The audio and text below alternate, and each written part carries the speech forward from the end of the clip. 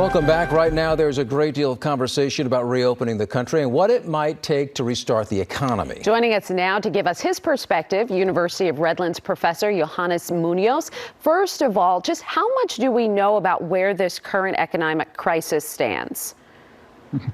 Well, we know a lot less than we would like to know. Of course, we know that there are 22 million people that have now asked for unemployment support.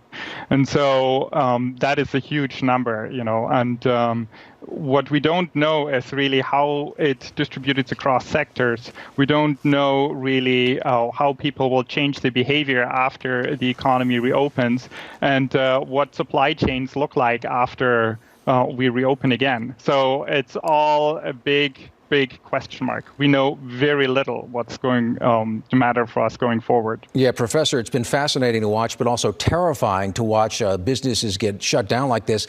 Is it safe to say the restaurant business, the entertainment business, those are the ones hit the hardest?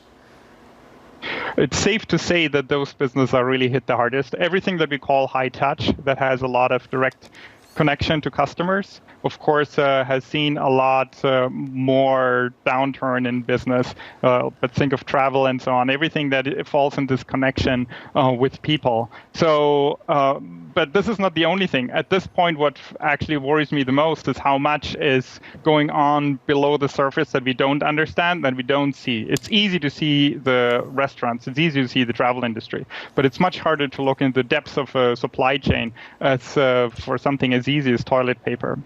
And we've heard the president and other leaders say they're hopeful and they project a surge in spending once, we get through this. Is that what you think will happen? Well, there's a lot of pent-up demand, so people were not able to replace their cars, their broken washing machines and all these things. That's certainly going to kick in as soon as we, reopen the economy and people can go back and make those kinds of purchases. But what's going to probably take much longer is to see the restaurant seats filled again, to see the airplane seats filled again. Look at Wuhan, where the coronavirus originally broke out. They opened up all these things, and people are just not going back to restaurants at this point. So expecting that the economy will bounce back in a full V-shaped recovery, that is, from my perspective, wishful thinking. All historical evidence points actually against that. So you're looking at a U recovery, as the folks on Wall Street like to say. And when you look at Wall Street, I mean, a big rebound. Are they whistling past the graveyard? Sorry for smiling here, but so I actually expect something what people call a checkmark shaped recovery or swoosh recovery. So it first goes down and then it goes like a checkmark back up, but at a lower level than we started, and it will take quite a while to go back.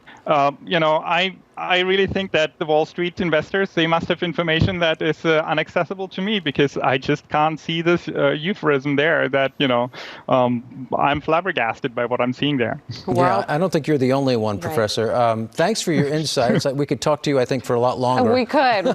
We're all trying to process this, so we appreciate it. Yeah, thanks for talking to us this morning. Thank you for having me.